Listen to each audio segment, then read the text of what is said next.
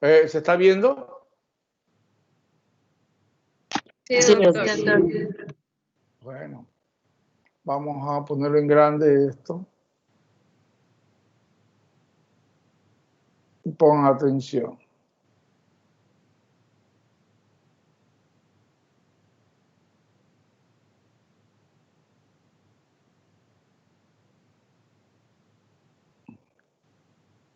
Bueno, ya no se salgan, por favor, porque no me interrumpan. Bien. Hablar de hipertensión arterial, ya les dije, una patología muy frecuente. Y bueno, el John National Comité Octavo, que es la reunión de los expertos de hipertensión arterial, ya han determinado la clasificación de los valores de presión arterial en un adulto. Y esto está basado en cuanto a la presión que produzca menos lesión de órganos blancos, como la retina, los riñones y el cerebro y el corazón. Entonces, clasificamos la presión arterial como una presión arterial normal. Ay, perdón. Me dijo que grabar y no estoy grabando. Ahí está grabando. Muy bien. A ver, a Mayra Reina Álvarez, que ya no se salga, que ya no regreso. Bueno, entonces decimos que la presión arterial normal es, mire, aquella presión menos de 120 y menos de 80 de diastólica.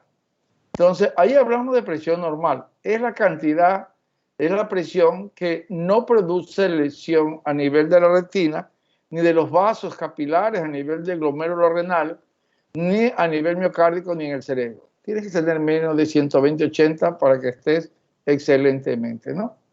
Prehipertensión, ya estamos hablando de 120 a 139 de sistólica con 80-89 de diastólica. Estadio 1 de hipertensión arterial, 140 sobre 159 y 90 a 99 de diastólica. Y estadio 2 de hipertensión arterial, más igual o mayor a 160 de sistólica y más igual o mayor de 100 de diastólica. Sin embargo, en lo personal, yo no considero que existe un cierto grado de benignitud de estar hablando de estadio 1 y estadio 2. Porque a partir del estadio 1 es hipertensión. Y el estadio 1 o estadio 2 a 2 te va a matar si tú no te cuidas y no tomas los medicamentos, te va a llevar a una crisis hipertensiva y si no te mueres te va a quedar un estado de invalidez permanente como un evento cerebrovascular, un daño renal o un daño cardíaco. Si la presión arterial no la controlas, el corazón se va a engrosar, se va a hipertrofiar, luego se va a dilatar y luego tienes ya una insuficiencia cardíaca terminal en miocardiopatía dilatada, secundaria a una hipertensión arterial no controlada. Pues para todo esto que hemos hablado dentro de la insuficiencia cardíaca, toda la cascada neuroendocrina del sistema renina, angiotensina, aldosterona y del sistema simpático adrenérgico que no desaparece porque la hipertensión no es de un estado aparte del corazón, es del mismo sistema cardiovascular. Existe un arsenal de fármacos que nos permiten tratar a esta enfermedad. Y entre esto vamos a recordar al ya mentado y tantas veces hablado de los inhibidores de la enzima convertidora de angiotensina. Aquí les presento la serpiente Botoroto jararaca de Brasil, donde se obtuvo el primer inhibidor de la enzima convertidora de angiotensina. Ya hemos hablado de estos inhibidores como el captopril, el enalapril, el lisinopril, el fosinopril, el perindopril, el quinapril, el ramipril, el tarandopril, el mesanepril, el moxepril. Todos los priles que todavía también se han inventado, que se han creado y que no están en esta tabla. ¿Cómo actúan los inhibidores de la enzima conversora de angiotensina? Pues claro, van a bloquear la enzima que disocia angiotensina 1 para formar angiotensina 2. Disminuye la inactivación de la bradicinina y reducen la secreción de aldosterona. La farmacocinética se absorbe bien por vía oral. La presencia de alimentos puede disminuir la absorción del captoprilo. A excepción del captoprilo, todos los IECAS... Doctor, perdón que lo interrumpa, pero ¿podría agrandar un poco las diapositivas? Es que al menos con mi visión no puedo ver muy bien qué dicen. Muchísimas gracias. La excisión de captoprilo y los IECA son promedicamentos que deben activarse por hidrólisis por las enzimas hepáticas. La eliminación es renal a excepción del fosfiloprilo y la semivida plasmática de los compuestos activos varía entre 2 horas y a 12 horas. Por lo general, los inhibidores ECA deben administrárselos o prescribírselos cada 12 horas porque no tienen un valle pico, un índice de valle pico de 24 horas. Ahora, vamos aquí a revisar los efectos adversos que producen los inhibidores ECA: hipotensión postural, insuficiencia renal, hiperpotasemia, angioedema es raro, pero también lo evidencia, ya lo hemos hablado cuando hablamos de insuficiencia cardíaca, y efecto teratogénico, por eso no se lo puede administrar en las mujeres que están embarazadas. El siguiente cuadro ya es un cuadro que les mandé hasta de tarea, ¿no? Es un cuadro que les mandé hasta de tarea a ustedes. Aquí voy a disminuir un poquito la imagen porque no se ve todo el cuadro. Entonces, este cuadro es cómo se produce la cascada renina-angiotensina-aldosterona, ¿no? Y aquí está el inhibidor ECA bloqueando la conversión de la angiotensina 1 en angiotensina 2.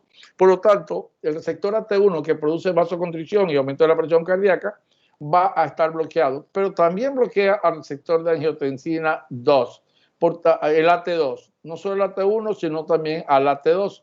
Y este pues es positivo porque produce hasta mejorar el control de la presión arterial.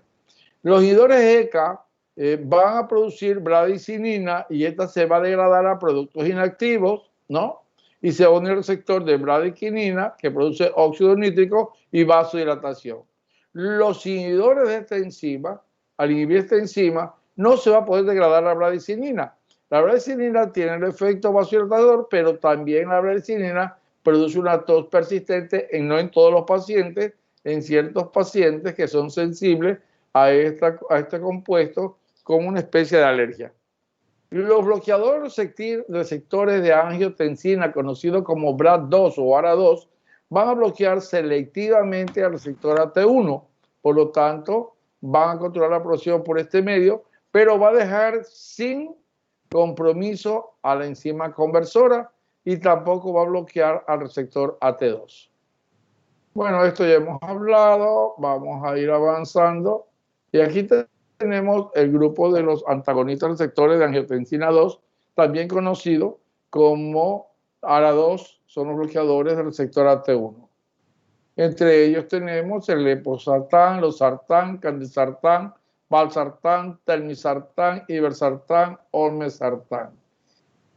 ¿Cómo actúan estos fármacos? Repito lo mismo, para conversar. Los receptores de angiotensina 1 producen vasoconstricción, crecimiento de la pared vascular, hipertensión arterial y remodelación vascular. Los que actúan sobre el receptor AT2 producen aumento de la presión arterial. No, bicho, el receptor AT2 no. Estos producen vasodilatación, acción antiproliferativa y producen óxido nítrico que ayudan a la vasodilatación y mejoran la presión. Aquí tenemos el mecanismo de acción, cómo ellos van a bloquear. Aquí tenemos la renina, la angiotensina 1. A esta altura actúa el inhibidor ECA. Sin embargo, la angiotensina 2 va a actuar sobre receptores AT1 y AT2, pero los AT1 están bloqueados por los bloqueadores de receptores AT1, dejando libres a los de AT2 para tener una acción vasodilatadora y antiproliferativa. Aquí tenemos todos estos fármacos, la lista de los fármacos ARA2, como el losartán, ibersartán, candesartán, eplosartán, telmisartán, valsartán y olmesartán, que tiene cualquier cantidad de evidencia clínica que fundamenta y sustenta la efectividad de estos fármacos en la insuficiencia cardíaca y en la hipertensión arterial, inclusive en la cardiopatía isquémica. Ahora vamos a hablar de otro tipo de fármacos que actúa como tratamiento antihipertensivo. Tenemos aquí a los antagonistas del calcio. Aquí tenemos dos grupos, los no dihidropiridínicos y los dihidropiridínicos, que ya los hemos estudiado, especialmente los no dihidropiridínicos lo estudiamos en la cardiopatía isquémica como anteginoso y lo estudiamos también en las arritmias cardíacas. Aquí los no dihidropiridínicos tienen las siguientes características. Primero, tienen un efecto inotrópico negativo, es decir, disminuyen la fuerza de contracción del miocardio, por eso están contraindicados en los pacientes que tienen alteración de la contracción o insuficiencia cardíaca. Y el diltiazem, igual que el verapamilo, pero podemos decir que es una acción menor, ¿no? Luego, otro de los efectos adversos del verapamilo es un estreñimiento, que cada vez que resientes esto tienen que darle ahí un laxante o algo para ayudarlo al paciente a mejorar su estreñimiento. Los dihidropiridínicos, otra ventaja antes de pasar al dihidropiridínico es que estos dos fármacos tienen una actividad de bloquear los canales del calcio de las fibras musculares cardíacas, del músculo liso cardíaco. Actúan a nivel del corazón, más que a nivel de los vasos sanguíneos. En cambio, los no dihidropiridínicos tienen mayor actividad sobre los vasos sanguíneos, sobre la musculatura lisa de los vasos sanguíneos, más que acción sobre el corazón. En los dihidropiridínicos tenemos a nifedipino, amlodipino, nimodipino, dicardipina, felodipina, isradipina y nitradipina, que estos fármacos van a producir un bloqueo de los canales de calcio y van a relajar las arterias y van a producir una disminución de la resistencia periférica. Ojo, el nifedipino de acción ultracorta y algunos de ellos tienen como un efecto secundario taquicardia. Por eso el nifedipino de acción ultracorta está contraindicado en los pacientes con cardiopatía isquémica. El amlodipino podríamos decir que es un antagonista del calcio neutro. No se evidencia que tenga actividad taquicárdica o aumento de la frecuencia cardíaca. Una vez que hemos hablado de los antagonistas del calcio, reacciones adversas, produce rubicundez en la cara, enrojecimiento facial y edema de miembros inferiores. También produce estreñimiento, pero no tanto como el verapamilo. Edema en miembros inferiores, que es lo que hace que las pacientes o los pacientes descontinúen el tratamiento porque creen que le está haciendo daño y le está afectando los riñones. El edema en miembros inferiores es porque son vasodilatadores arteriales y no venosos. Entonces se produce extravasación del plasma y produce edema. Es muy recomendado para usar dosis bajas de los antagonistas del calcio cuando lo asociamos con un inhibidor ECA o un BRAF2. Es la mejor asociación que hay. Se potencia la acción y se disminuye la dosis y se disminuyen los efectos adversos. Bueno, ahora vamos a hablar de otro grupo, que son los bloqueadores beta-adrenérgicos, que ya los hemos estudiado también. Ellos tienen como mecanismo de acción elevada densidad.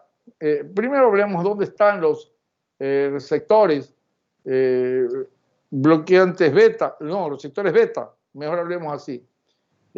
Porque acá habla del mecanismo de acción de los beta bloqueantes. Estos beta bloqueantes tienen elevada densidad de receptores. Me he dicho, los receptores beta 1 está elevada la concentración a nivel del corazón, a nivel cardíaco. Los fármacos van a inhibir la cardiotoxicidad mediada por catecolaminas. Los beta bloqueantes van a disminuir la activación neurohumoral.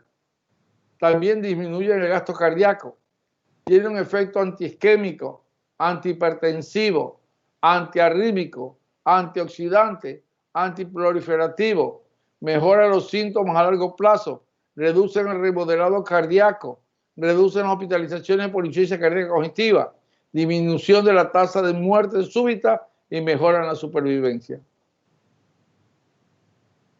Aquí tenemos el tratamiento farmacológico con beta bloqueantes. Existen varias isoformas de los receptores beta adrenérgicos descritas en mamíferos, pero vamos a ver qué hacen estos receptores beta 1 y beta 2 y beta 3. Hablemos del beta 1. Estos receptores beta 1 que están en el miocardio van a incrementar la frecuencia cardíaca, incrementa la contractilidad cardíaca, incrementa la conducción auriculoventricular, disminuye la refractariedad en el nódulo auriculoventricular. Los beta 2, ellos no tienen actividad en el corazón, pero tienen actividad a nivel del músculo bronquial y del músculo liso vascular. No tienen mucha actividad en el cardíaco. Entonces, ¿qué producen estos receptores beta 2? Vasodilatación y broncodilatación.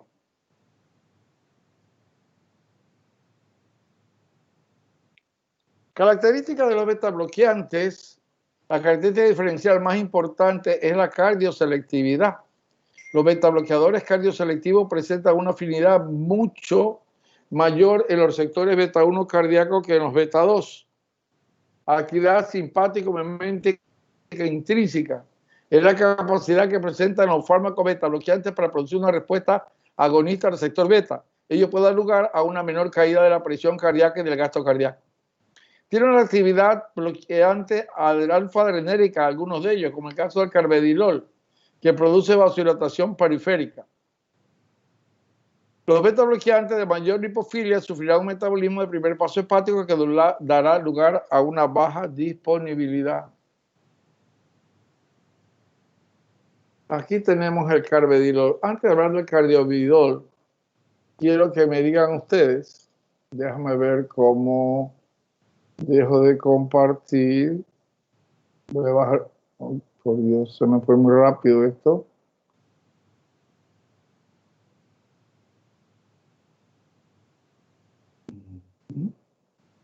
Ok.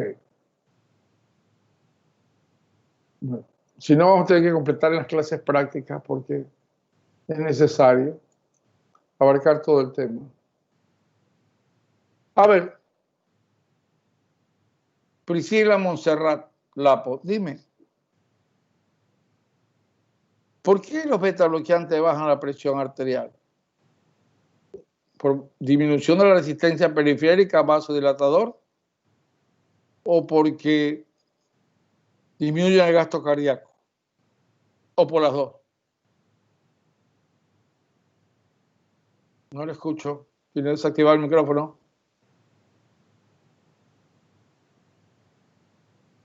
¿Es un vasodilatador? ¿Produce vasodilatación? Ahí sí se me escucha. Sí, muy bien. Ya. A ver, ¿me podría repetir otra vez las? Bueno, la pregunta es, ¿por qué los beta bloqueantes bajan la presión arterial? Porque trabajan en lo que es el gasto cardíaco. ¿Ya? Y, o sea, disminuyen la presión por lo que disminuye el gasto cardíaco. Solo por eso nomás. ¿Y cómo actúa a nivel de los vasos sanguíneos? ¿Disminuye la resistencia periférica? ¿La aumenta? ¿Qué hace? Forma periférica, o sea, bloquearía los receptores B1. No. Los B1 están en el corazón y no tienen nada que ver con la resistencia periférica. A ver si me ayuda Evelyn Yadira Soria Nauya. ¿Cómo actúan los beta bloqueadores bajando la presión arterial? ¿Por qué mecanismo bajan la presión arterial los beta bloqueadores? Al reducir el trabajo cardíaco puede disminuir la frecuencia y también al disminuir el gasto cardíaco y la contractibilidad. ¿Y la resistencia periférica?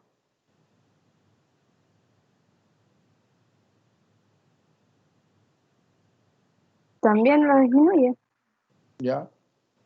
María José Porra, ¿dónde está? Se me fue mi presidenta del curso. Aquí estoy. A ver, cuéntame. Hola.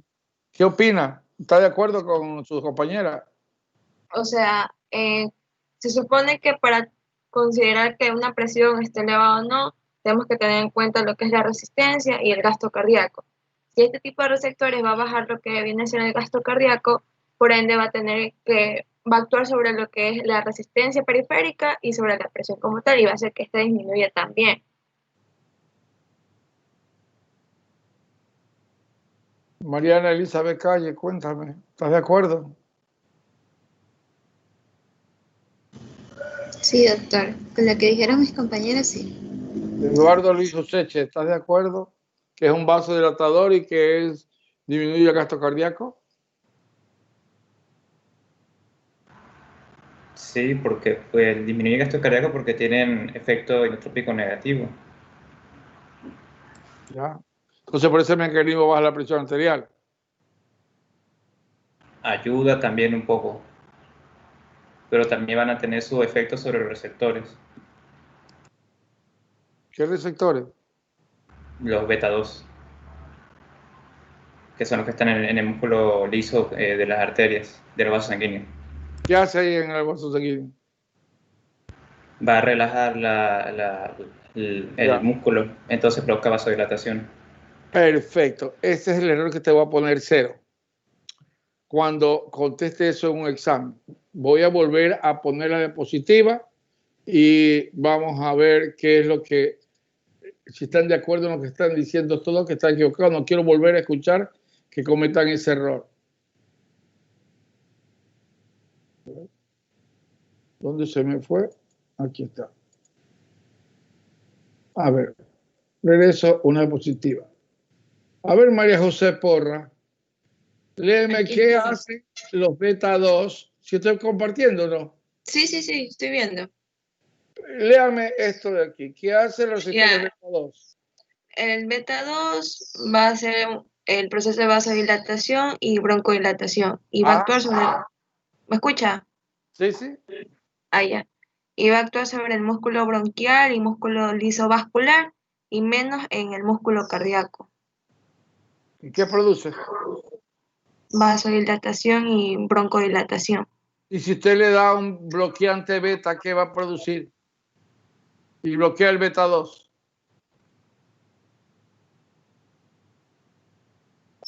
Sería un vasoconstrictor. Sería un vaso. Y el asma bronquial, pues, ¿no? O sea, es que está contraindicado en los pacientes con asma Por bronquial. eso, si tiene asma bronquial, al bloquear los beta 2, ¿qué va a producir? O sea, el paciente se va a ahogar, se va a decir que no va a poder respirar. O sea, es un efecto adverso.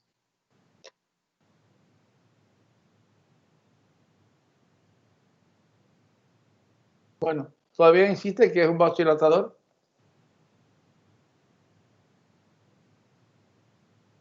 María José. No, ¿Ah? no, entonces el paciente... A ver, yo sé que ustedes no han visto todavía sistema nervioso autónomo, pero sí estudiaron la adrenalina, la noradrenalina en algún lado, en fisiología del sistema nervioso autónomo, del sistema nervioso. Sí, eso sí. Sí, vieron. Bueno, la vieron, pero no la estudiaron.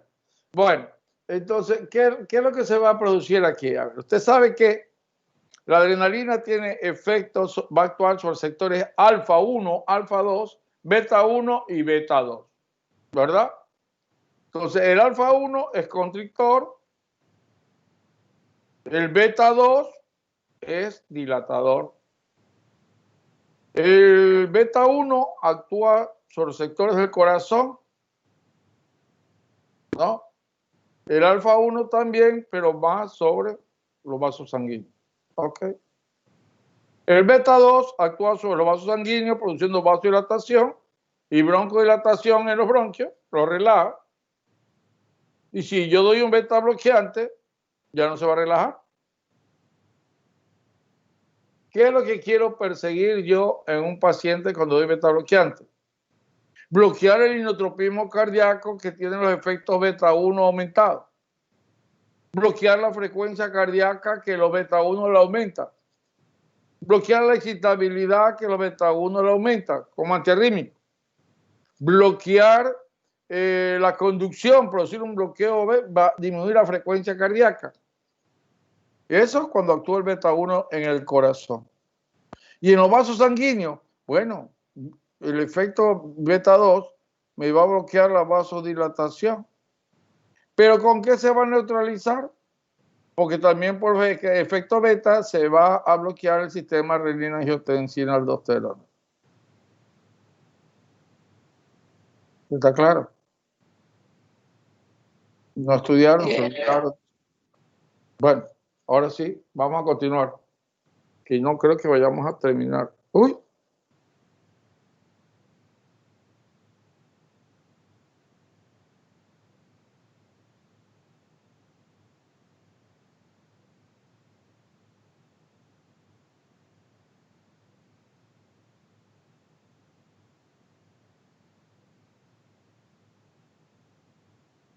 Bien, ahora vamos a ver cuáles son los fármacos beta bloqueantes Las características diferenciales más importantes, ya hablamos de esto, los cardioselectivos. Vamos a hablar sobre el carvedilol. El carvedilol es uno de los beta bloqueadores que tiene una actividad vasodilatadora. Este sí es vasodilatador. ¿Por qué? Porque es un beta bloqueante no selectivo que actúa sobre los receptores beta 1, actúa sobre los receptores beta 2, pero tiene una actividad agregada que bloquea los receptores alfa 1.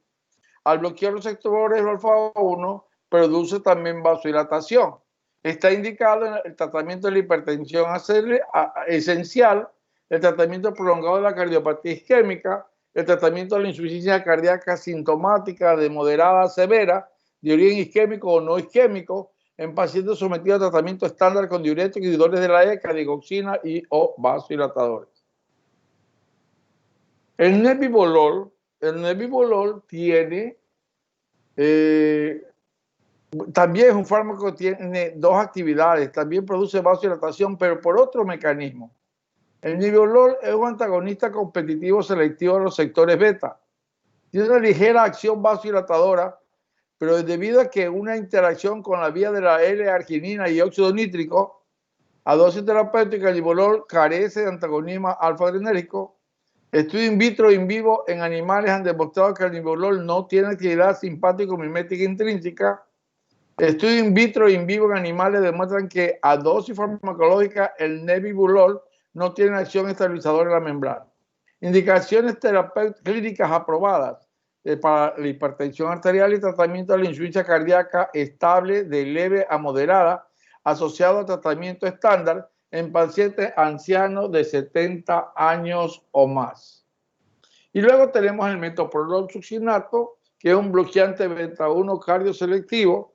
El efecto selectivo sobre receptores beta 1 no es absoluto, ya que a elevadas concentraciones plasmáticas también tiene efecto receptores beta 2. Esto quiere decir que todos los fármacos que son receptores cardioselectivos beta 1, todos los que son cardioselectivos que bloquean los receptores beta 1, a dosis terapéutica tienen esta selectividad, pero si la dosis es alta, puede dejar de tener esta selectividad y transformarse en un no selectivo, teniendo actividad tanto sobre los sectores beta 1 y beta 2.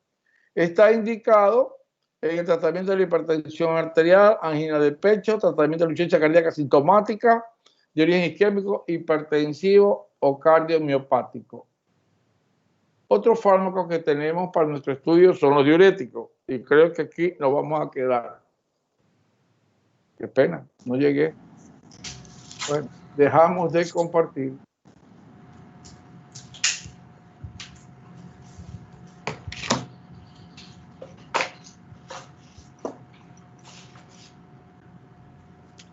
A ver.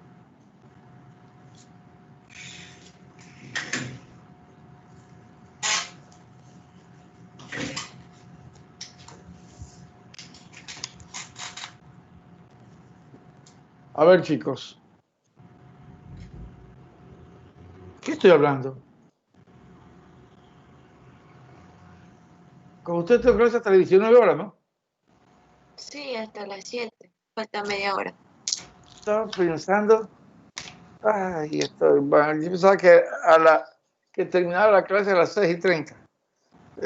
Hasta las 19 horas. Hasta todavía tengo tiempo. No sean malos. Ok. Miren, yo creo que estamos teniendo problemas en entender las cosas y estoy seguro que no lo están entendiendo lo que estoy hablando, a pesar que lo hemos repetido, que es clase repetida de insuficiencia cardíaca, porque no han venido estudiando. Esto no funciona así, no entra por ósmosis, ¿no? Esto hay que estudiar. Yo sé que tienen otras asignaturas, pero tienen que organizarse. Es decir, ahora voy a estudiar farmacología. Ya, voy a leer esto. Miren, ustedes no tienen tiempo para vivir. Los estudiantes de medicina no es ser humano, solo estudian. Ya. Usted estudia, bueno, el único descanso para comer. Ni siquiera para ir al baño. Ahí es donde más se estudia. Usted lleva el libro de ahí y va a ver que te levantas hasta con dolor de haber estado sentada, pero aprendió bastante. Se estudia en la fila del banco. Se estudia cuando está en la sala de espera. Se estudia. Yo siempre Cuando salgo, saco la llave del carro y mi libro al lado. Vamos ahí, espere, no importa, estoy esperando ahí, pero estoy leyendo. Mi mujer está en el gabinete embelleciendo y yo sigo leyendo. Y le espero con gusto, no me amargo. Y bueno, regresamos a la casa y sigo leyendo. Y bueno, tengo que preparar clases. Yo no voy a decir, ay, tengo que preparar clases para 4 paralelos, tengo que estudiar y tengo que el posgrado y todo. No. Hay que estudiar, hay tiempo, sí hay tiempo. Sáquele tiempo al tiempo. No vea mucha televisión, no vea el Facebook. Dígale al macho men que llame a cierta hora determinada, solo 10 minutos nada más. Besito virtual, chao, ahora sí, sigue estudiando. ¿Ok?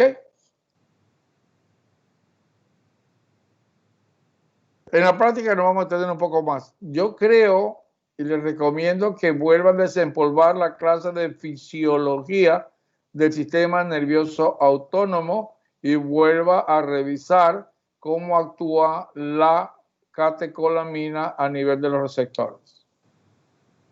¿Verdad? ¿Sí le enseñaron eso, Eduardo? ¿Dónde le enseñaron? Sí, sí, lo vimos, doctor. Ah, ya. Entonces, ahora sí váyanse a empolvar para poder entender lo que yo estoy hablando. Bueno, ya me estaba despidiendo. Ahora vuelvo a la clase. Vamos a seguir grabando.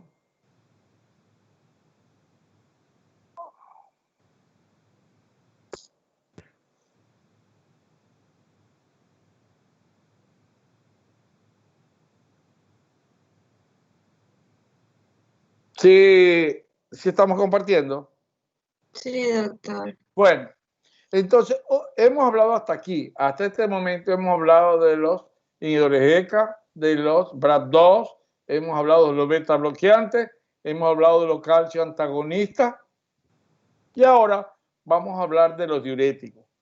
Los diuréticos en sí, que se manejan en hipertensión arterial como mecanismo de acción, es disminuir el volumen plasmático, ¿no? Con eso baja la presión, ¿no?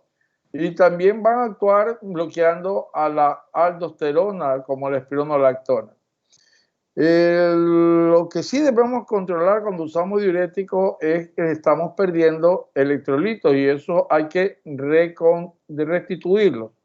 Hay que compensarlo porque perdemos el sodio y el potasio y más que todo el potasio produce arritmias y puede producir inclusive muerte súbita. Hay que manejar con exámenes de electrolitos. Los fármacos que más se utilizan, los diuréticos que más se utilizan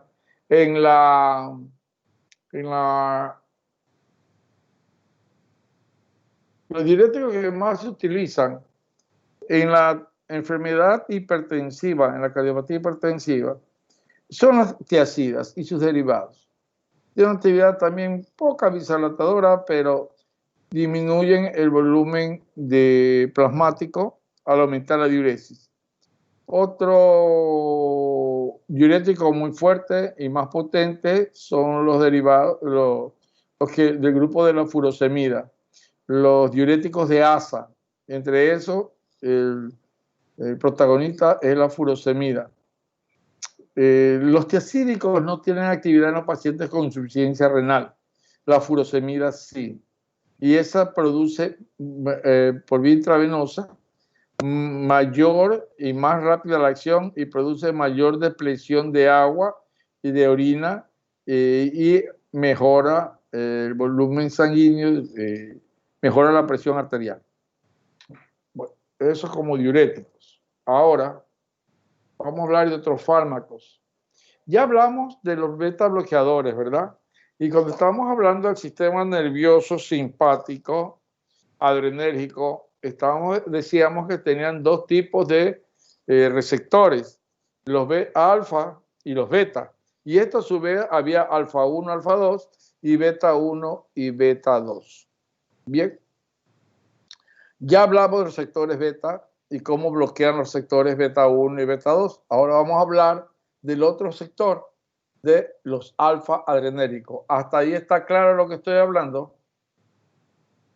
¿Me entendieron? Sí, doctor. Ya, ok. Entonces, si no, me dice el doctor, explíquenos eso y yo me detengo. A ver, los alfa bloqueantes son fármacos específicos que actúan en los receptores alfa 1 y alfa 2, impidiendo la acción de las catecolaminas a este nivel. ¿Ya? ¿Qué hace el alfa 1? Es vasoconstrictor, ¿no? Y va a actuar bloqueando al alfa 1 para que se produce vasodilatación. ¿Ya? Es vasoconstrictor. Aumenta la resistencia periférica, pero al bloquearlo se produce vasodilatación. Se evita así la acción vasoconstrictora de estas, produciendo vasodilatación tanto arterial como venosa y reduciendo resistencias periféricas. Los antagonistas alfa 1 que nos ofrece la terapéutica farmacológica es la prazosina, la terazosina, la doxazosina, que presenta mayor afinidad por bloquear los receptores alfa 1. ¿Qué hacen estos bloquear los receptores alfa 1? Reducen la resistencia vascular periférica, dilatación de los vasos venosos, reducción del retorno venoso al corazón y disminución de la precarga. Y también diría yo de la poscarga al disminuir las resistencias periféricas. Indicaciones terapéuticas para el tratamiento de la hipertensión arterial, tratamiento del feocromocitoma, control de la crisis hipertensiva del feocromocitoma, vasoespasmos digitales en la enfermedad de Raynaud, la hipertrofia benigna de la próstata, también actúan, prevención de la necrosis dérmica por extravasación de las catecolaminas. Por ejemplo, tú al paciente tienes que administrarle noradrenalina por vena central, por vía central, por subclavia o yugular. Pero si tú por un apuro quieres ponerle por vía periférica, que no se te salga la aguja de la vena, porque si se extravasa va a producir necrosis, pues se va a vasoconstriñir todos los capilares. Entonces ahí tienes que darle estos fármacos que actúan en la prevención de la necrosis dérmica por extravasación de las catecolaminas. Los fármacos de acción central, ahora tenemos otro fármaco, estamos hablando de los fármacos que bloqueaban los receptores alfa adrenérgicos. Ahora tenemos otro tipo de fármaco. ¿Se quedó claro? Vamos a regresar un poquito acá. Sobre los agonistas alfa 1, vamos a hablar una reacción adversa de los antagonistas alfa 1. Es que estos pueden... Doctor. Sí, diga. Diga, ¿aló? ¿Me escucha? Me va lentísimo. ¿Sí me escucha? Ahorita está escuchando. ¿Qué es la pregunta? Ya, sí, tengo una pregunta. Yo había leído que estos antagonistas alfa-adrenérgicos se utilizaban rara vez en la hipertensión. ¿Por qué? ¿Por qué es eso? O sea, ¿por qué rara vez? A ver.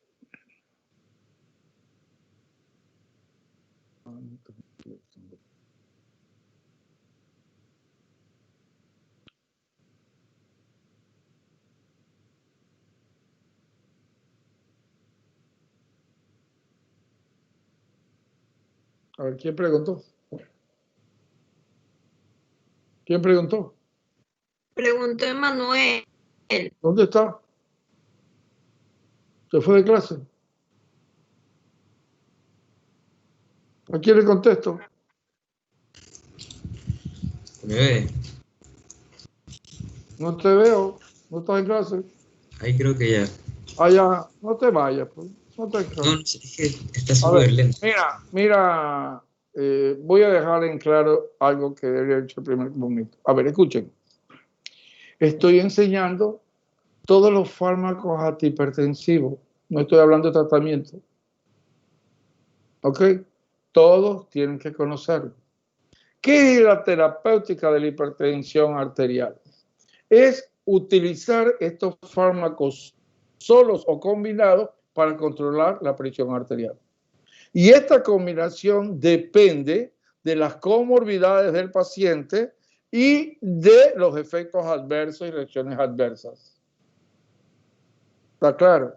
Entonces, lo más indicado es usar un enalapril umbral 2 asociado a una antagonista del calcio.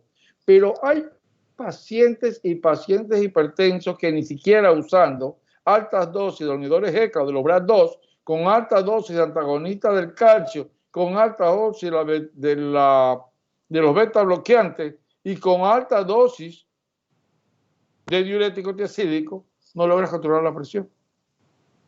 Entonces no te queda más que asociar estos vasodilatadores, pero que no son efectos de primera línea por las reacciones adversas.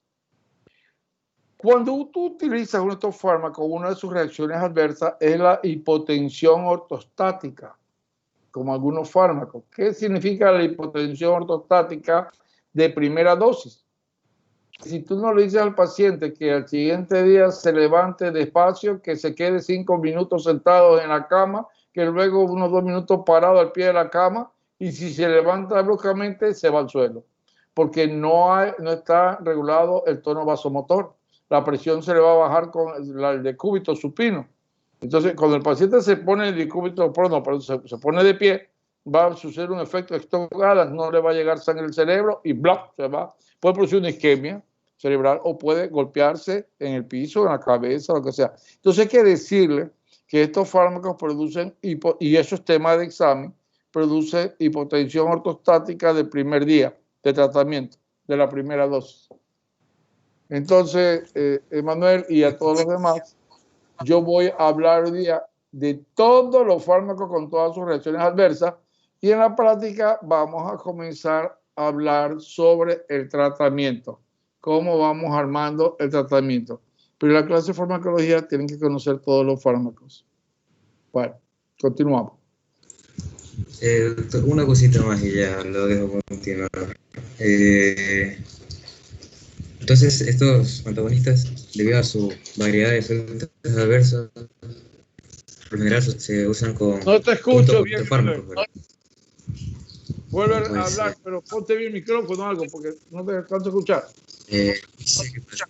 Bueno, ya. Entonces, debido a la gran variedad de efectos adversos que tienen estos fármacos, estos por lo general se usan junto a otros fármacos, ¿verdad? Te voy a decir una cosa. Yo lo he usado bastante. ¿Ya? Y lo vas a usar todo, dependiendo del paciente. Farmacología, medicina, no es una receta para todos los pacientes. Depende si está preñada y está con la presión alta. Yo tengo que darle un tratamiento indicado por una mujer embarazada y controlar la presión arterial. ¿Verdad? Puede ser un hipertenso que tenga una cardiopatía isquémica.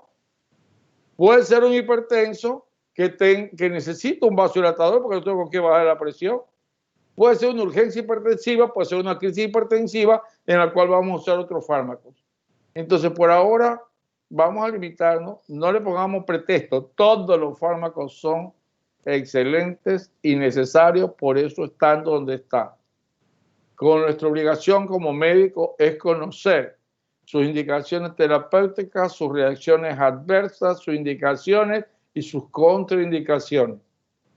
No que un medicamento está contraindicado para una persona por alguna enfermedad, está contraindicado para otra. Ya. Nuestro objetivo es controlar la presión arterial. Preguntas sobre eso ya para continuar la clase. Entonces no vamos a satanizar a ningún fármaco. Vamos a estudiar todos. Muy bien. Continuamos.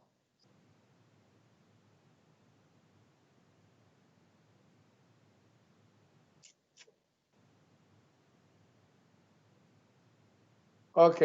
Entonces estamos ahorita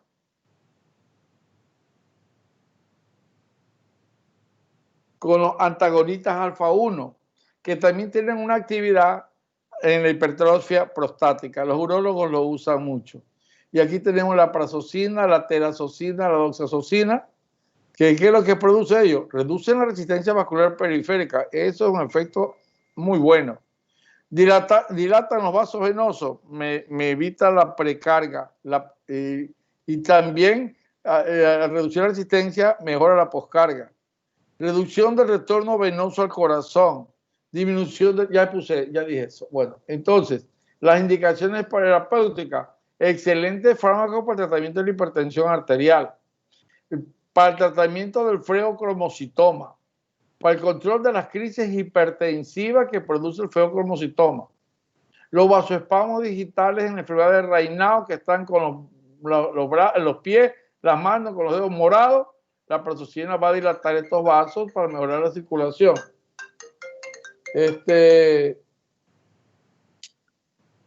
La hipertrofia benigna de la próstata, prevención de la necrosis dérmica por extravasación de las catecolaminas. Ahora existe otro grupo de fármacos que son los fármacos de acción central, ¿no? Los fármacos de acción central, como la metildopa, que es un antihipertensivo de acción central que puede utilizarse para combatir la hipertensión del embarazo.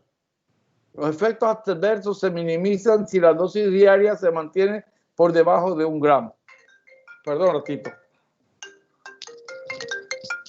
Diga. ¿Aló? ¿Aló? Buenas tardes, ¿sí digan? Está equivocado. Bueno, entonces, un fármaco para controlar la presión arterial de una mujer que tiene hipertensión del embarazo, porque hay mujeres que son hipertensas y se embarazan, o que durante el embarazo por toxemia gravídica se van a tener hipertensión durante el embarazo. Entonces, ¿cómo le vamos a controlar todos los 8 meses del embarazo, 9 meses? Que la paciente esté el control del embarazo es con alfa-metildopa. Tratando de no pasar el gramo. Viene de 500 miligramos y viene de 250. Por lo general se da 250 miligramos cada 8 horas. Y se controla la presión arterial, lo puedes dar a cada 6 horas. El otro fármaco tenemos la clonidina. Posee el inconveniente de que su retirada brusca puede producir crisis hipertensiva, es decir, una hipertensión de rebote. La clonidina no se la puede suspender bruscamente. El paciente no puede descontinuar el tratamiento de la clonidina porque produce crisis hipertensiva. Aquí tenemos la clonidina, viene en tabletas, se administra por vía oral, indicación de hipertensión moderada o grave, profilaxis de la migraña, dosis diaria de 0,1 miligramos hasta 0,2 miligramos, consideración especial, categoría de riesgo C, farmacocinética, biofinilidades de 80%, efectos adversos, sequedad de la boca, sensación de fatiga, sedación, hipotensión, molestia ortostática, bradicardia, interacciones, acción hipertensiva de la clonidina puede potenciarse con los diuréticos, con los fármacos vasodilatadores y con los beta bloqueantes.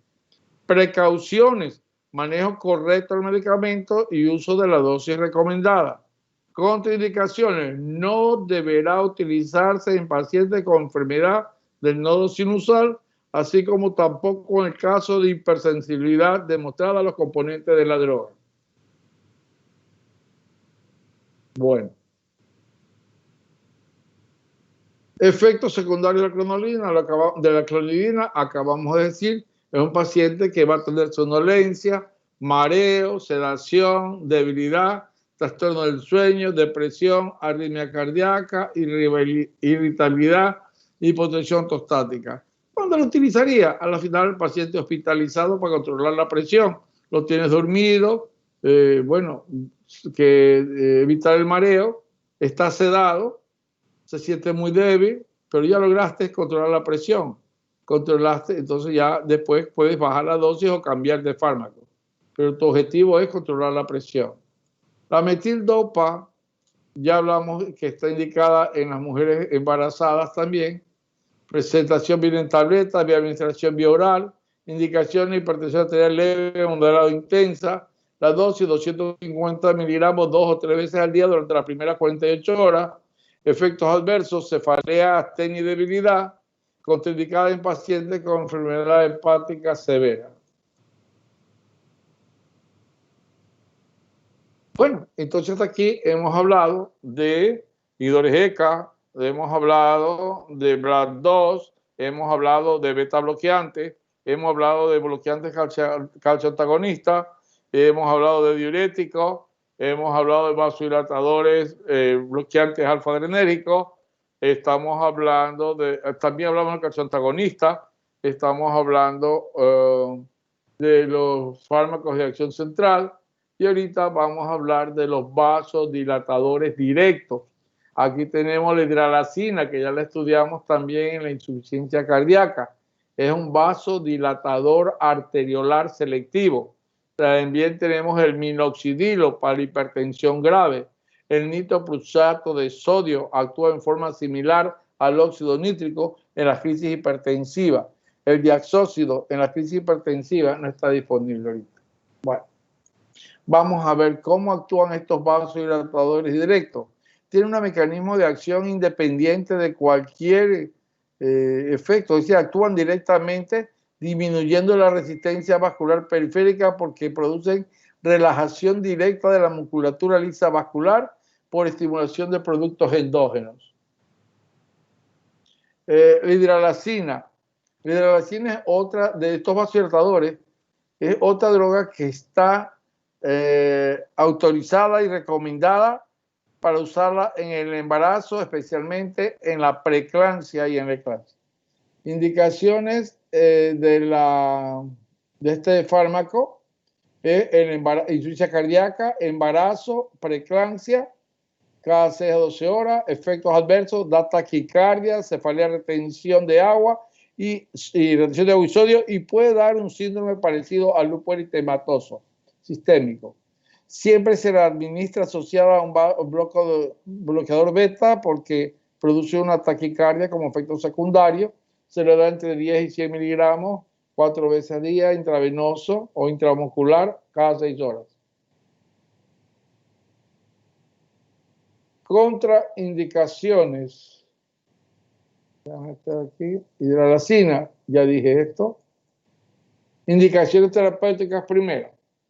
Está recomendada en los pacientes con hipertensión moderada o grado 2, hipertensión grave o grado 3, hipertensión maligna o grado 4, insuficiencia renal, aumenta el caudal sanguíneo del riñón, mejora la perfusión renal.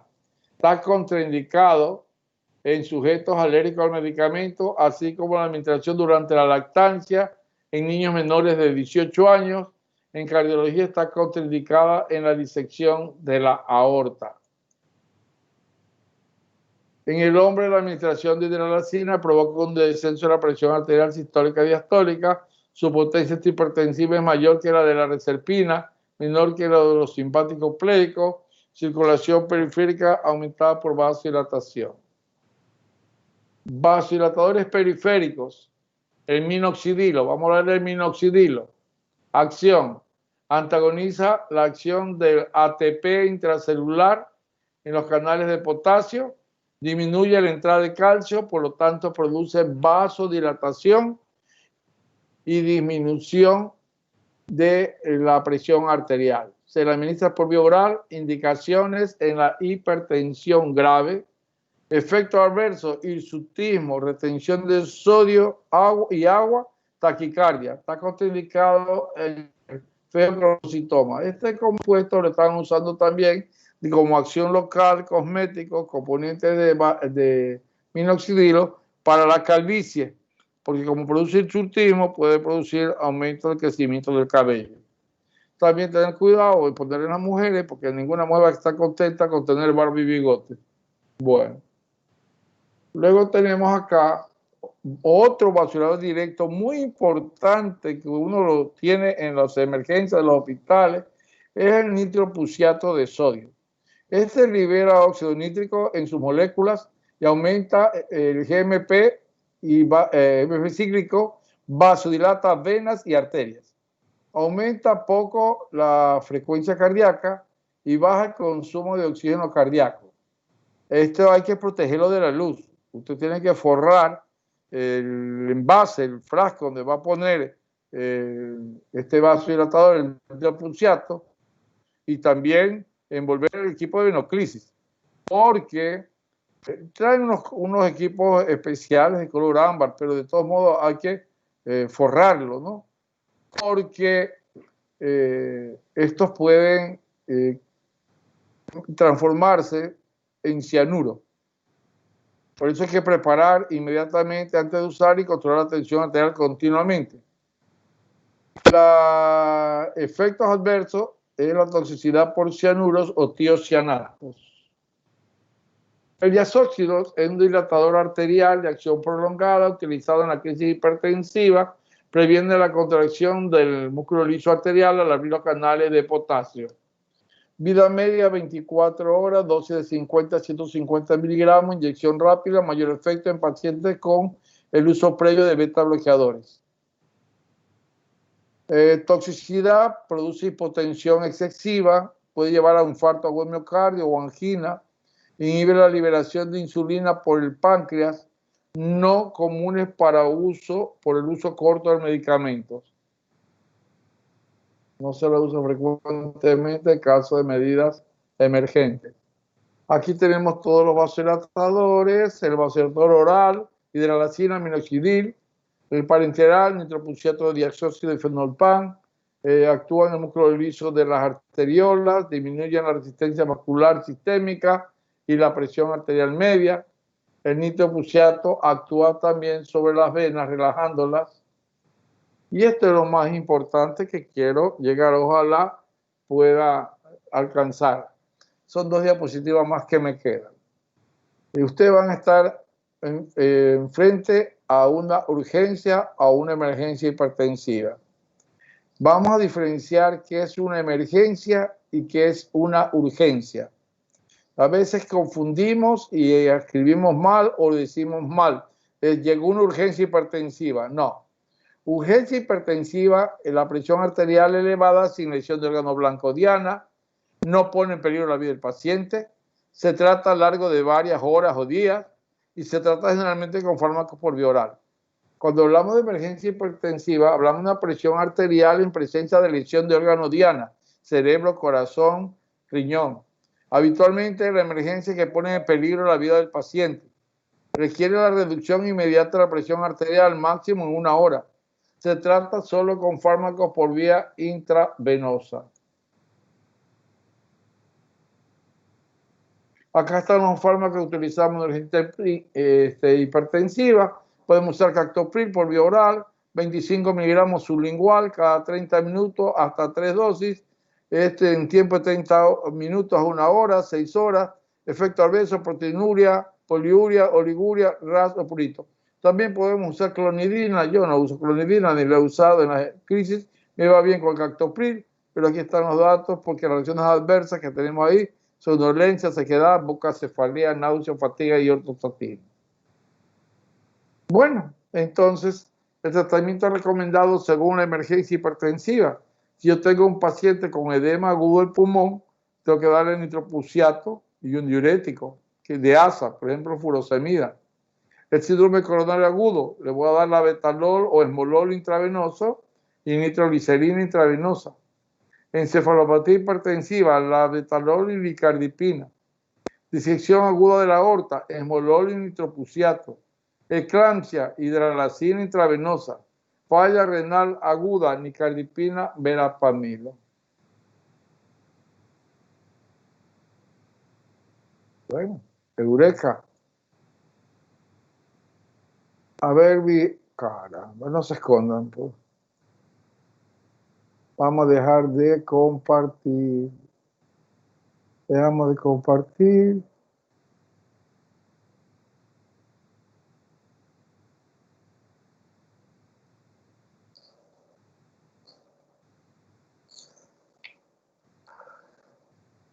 Qué preocupación. Hemos visto bastante fármaco, solo para manejar la presión arterial. Muy bien. No se me ha escapado ni uno, ¿no? de todos esos fármacos es el deber. De cada uno de esos fármacos va a escribir usted el mecanismo de acción, la farmacocinética, las indicaciones terapéuticas, las contraindicaciones y las reacciones adversas. Todavía está en pie el deber, 10 puntos. Entonces estoy seguro que haciendo el deber, el día del reporte va para 10. Por primera vez en su vida van a estudiar farmacología. Bueno. Yo sé que tienen una cara de lluvia, ¿no? Están preocupados. Pero claro que están preocupados porque no han entendido nada de lo que yo he hablado. Tal vez entendieron poco. Para algunos fue en hebreo lo que hablé yo. ¿Y por qué pasa esto? Porque no hay conocimientos previos. Si vienes estudiando, vas a entender. Entonces, recién hoy día vas a estudiar hipertensión arterial porque mañana voy a dar clases prácticas a ustedes de hipertensión. Tengo 2 horas. Tranquilas y tranquilos, no les voy a tomar aporte. No hay lección, así que sean felices. Porque si les tomo lección, voy a poner 0,2 y 0,4. Entonces, no va a haber lección.